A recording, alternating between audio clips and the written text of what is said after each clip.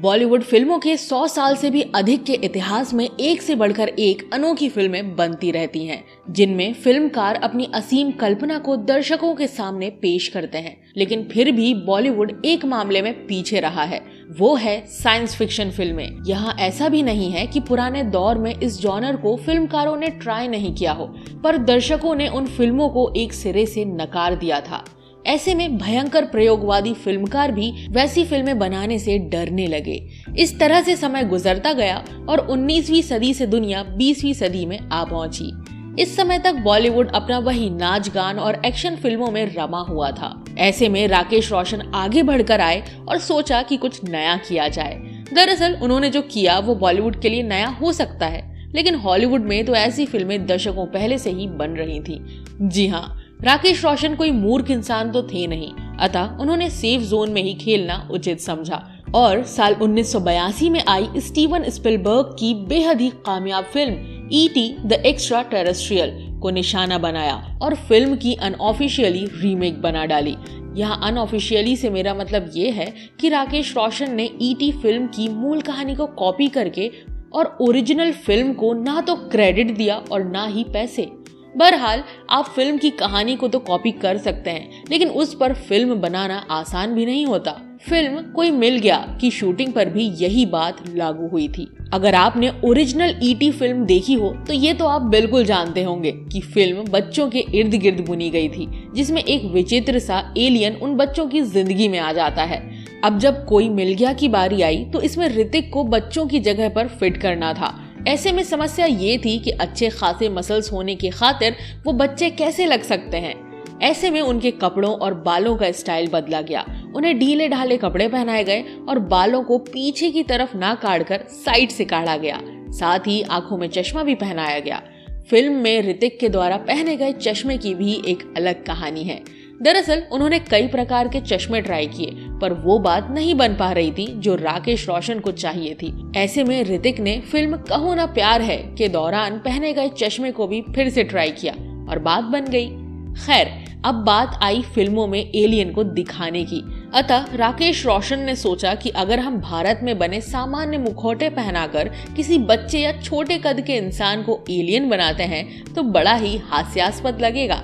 अतः उन्होंने इसके लिए ऑस्ट्रेलिया के एक कारीगर जेम्स कॉल्मर से संपर्क किया, जो हॉलीवुड की कई बड़ी फिल्मों में अपनी सेवा दे चुके थे। यहाँ आपको ये जानकर भी बड़ी हैरानी होगी कि जादू के इस लुक को पूरी तरह से डिजाइन करने और अंतिम रूप देने में तकरीबन 3 साल लग गए थे। इससे आप इस बात का भी अनुमान लगा सकते हैं कि 2003 में आई फिल्म के लिए राकेश रोशन ने कितने पहले से प्लान करना शुरू कर दिया था। खैर, जब जादू का सारा साजो सामान तैयार हो गया तो इस भूमिका के लिए इंद्रवदन पुरोहित नाम के एक कलाकार को बुलाया गया, जो कि जादू के 3 फीट कद के लिए एकदम सटीक थे।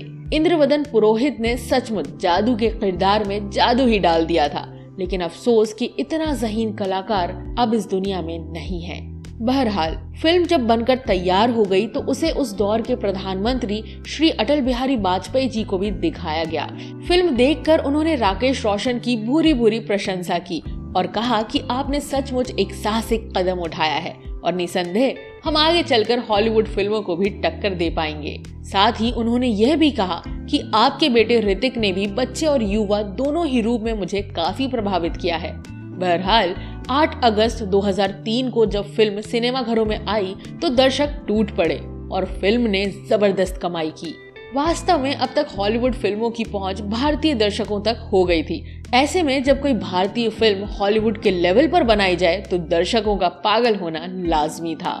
कोई मिल गया की अपार सफलता को देखते हुए दर्शकों और फिल्म डिस्ट्रीब्यूटर्स ने राकेश रोशन का मनोबल बढ़ाया और उनसे कोई मिल गया का सीक्वल लाने की मांग की। उन्हीं दिनों यशराज फिल्म्स भी अपनी सफल फिल्म धूम के सीक्वल की तैयारी कर रही थी। ऐसे में राकेश रोशन ने भी पक्का मन बना लिया था कि वो कोई मिल गया का सीक्वल जरूर लाएंगे। इस तरह से एक बार वो फिर से पूरे जोर शोर से तैयारी में जुट गए और नवंबर 2004 में इसकी ऑफिशियली घोषणा भी कर दी थी। इस बार वो कोई मिल गया से बड़ा धमाका करने का इरादा बना रहे थे, क्योंकि कोई मिल गया को देखकर कुछ फिल्म क्रिटिक्स ने उसे हॉलीवुड की सस्ती कॉपी कहा था। खैर, अब की बार राकेश रोशन ने हॉलीवुड को भी मात देने की ठान ली और फिल्म को फॉरेन लोकेशंस में फिल्माने के साथ साथ इसमें शानदार वीएफएक्स डिजाइन के लिए विदेशी टेक्नीशियंस को बुलाने की भी योजना बनाई। इस तरह फिल्म की शूटिंग भारत और सिंगापुर में संयुक्त रूप से शुरू की गई। इस बार ऋतिक को पिछली फिल्म से ज्यादा बलशाली और आकर्षक नजर आना था, क्योंकि वो भारत में बनी सबसे बड़ी बजट की सुपर हीरो फिल्म में नजर आने वाले थे। इसके लिए उन्होंने अपने मसल्स को और उभारा तथा तकरीबन 15 पौंड का वजन भी हासिल किया। लेकिन एक सुपर हीरो फिल्म बनाना उतना मजेदार नहीं होता जितना मजा लेकर दर्शक उसे देखते हैं। वास्तव में उन फिल्मों के सुपर हीरोज को शूटिंग के वक्त हड्डियां भी तुड़वानी पड़ती हैं। इस फिल्म की शूटिंग के दौरान भी ऋतिक के साथ कई हादसे हुए थे, जिनमें से एक हादसा तब हुआ जब वो सिंगापुर स्थित एक 30 फीट ऊंचे टावर से छलांग लगा रहे थे। वास्तव में इस स्टंट को काफी सावधानी और सुरक्षा उपकरणों के साथ किया जा रहा था, लेकिन दुर्भाग्यवश ऋतिक रोशन जिस केबल से बंधे थे वो टूट गई। नतीजन वो 30 फीट की ऊंचाई से गिर पड़े। ये देखकर शूटिंग में उपस्थित सभी के प्राण सूख गए थे, लेकिन भगवान का शुक्र रहा कि वो जिस जगह गिरे थे ठीक उसके नीचे शूटिंग यूनिट ने धूप से बचने के लिए एक कैनोपी लगा रखा था।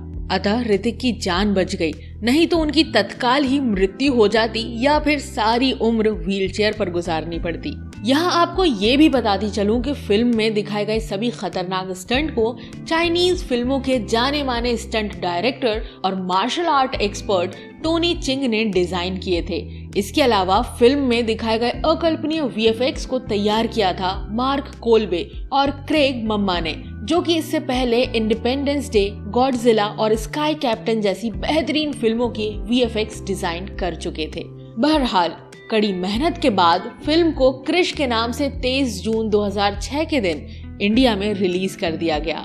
उम्मीद के मुताबिक फिल्म ने बम्पर ओपनिंग की और दर्शकों के साथ साथ फिल्म क्रिटिक्स ने भी इसे खूब सराहा। खैर, अब चला जाए इस फिल्म सीरीज की तीसरी और आखिरी फिल्म क्रिश 3 की तरफ। यहाँ गौर करने वाली बात यह है कि इस सीरीज की पहली फिल्म 2003 में, दूसरी फिल्म 2006 में, जबकि तीसरी फिल्म 2013 में जाकर आई थी। दरअसल क्रिश 3 को लेकर दर्शकों की उम्मीदें काफी ज्यादा थीं। इधर राकेश रोशन भी इस बात से भली भांति अवगत थे कि उन्हें एक ऐसी कहानी लानी होगी जो क्रिश से 2 कदम बढ़कर हो। इसकी खातिर वो दिन रात एक करके क्रिश 3 की स्क्रिप्ट पर काम करने लगे और काफी मेहनत के बाद उसे पूरा भी कर लिया। लेकिन यहाँ आपको ये जानकर बड़ी हैरानी होगी कि स्क्रिप्ट पूरी होने के बाद भी वो इससे संतुष्ट नहीं थे, अतः उसे रिजेक्ट कर दिया और फिर नए सिरे से उस पर काम करना शुरू कर दिया। उन्हीं दिनों राकेश रोशन ने काइट्स नामक फिल्म पर भी काम करना शुरू किया था, जो कि उनकी एक महत्वाकांक्षी प्रोजेक्ट थी, जिसमें ऋतिक के साथ साथ हॉलीवुड स्टार बारबरा मोरी भी नजर आने वाली थी। इस खातिर क्रिश 3 का प्रोजेक्ट कुछ सालों तक ठंडे बस्ते में चला गया। खैर, जब काइट्स बन गई तो उनका ध्यान एक बार फिर से क्रिश 3 की तरफ गया और पुनः उसकी स्क्रिप्ट पर काम शुरू हो गया। इधर काइट्स रिलीज होकर फ्लॉप भी हो गई, अतः राकेश रोशन थोड़े से इस बात से भी विचलित हो गए कि कहीं क्रिश 3 का भी वही हश्र ना हो जाए। अतः पूरी जी जान लगाकर उन्होंने स्क्रिप्ट को तकरीबन 6 महीने में पूरा किया। इस फिल्म से राकेश रोशन इस बार कुछ अलग ही चीजें दर्शकों के सामने परोस रहे थे, जिनमें शक्तिशाली क्रिश तो था ही, पर उसके विरुद्ध खड़े थे उससे भी ज्यादा शक्तिशाली काल और उसके मानवर। जी हाँ, मानवर, जिन्हें काल ने मनुष्यों और जानवरों के डीएनए से मिलाकर बनाया था। इन जानवरों के कॉस्ट्यूम्स और मेकअप के लिए एक बार फिर से राकेश रोशन को हॉलीवुड की शरण लेनी पड़ी और एक्स-मैन सीरीज के स्केच डिजाइनर्स और मेकअप आर्टिस्ट को बुलाया गया। इस सीरीज की पिछली 2 सफल फिल्में बनाने के बाद भी राकेश रोशन का आत्मविश्वास हिला हुआ था। उनको लग रहा था कि ये उनके लिए बिल्कुल नया है और वो शायद इसे अच्छी तरह से अंजाम ना दे पाए। लेकिन जब पहले दिन इसकी शूटिंग फिल्म में काल बने विवेक ओबेरॉय के साथ हुई तो राकेश रोशन को लगा कि वो फिजूल में ही घबरा रहे थे। इस तरह से उन्होंने पूरी फिल्म को काफी आत्मविश्वास के साथ शूट किया। अब बारी आई फिल्म की एडिटिंग की। अगर आपने इस फिल्म सीरीज की तीनों फिल्में देख रखी हो तो इस बात से आप अवश्य अवगत होंगे कि क्रिश 3 का VFX अन्य दोनों के मुकाबले ज्यादा बेहतर है। इसके VFX को लेकर बता दूं कि इसे ना तो किसी विदेशी कंपनी ने तैयार किया था और ना ही किसी हॉलीवुड डिजाइनर ने, बल्कि इसे शुद्ध रूप से भारत में तैयार किया गया था, जिसे शाहरुख खान की VFX कंपनी रेड चिलीज ने डिजाइन किया था। तकरीबन 18 महीने तक इसकी एडिटिंग में समय लगाने के बाद फिल्म को 1 नवंबर 2013 के दिन पूरे भारत में रिलीज कर दिया गया। फिल्म ने शानदार प्रदर्शन और कमाई की तथा लोकप्रियता के मामले में भी इस सीरीज की पिछली दोनों फिल्मों को भी पछाड़ दिया।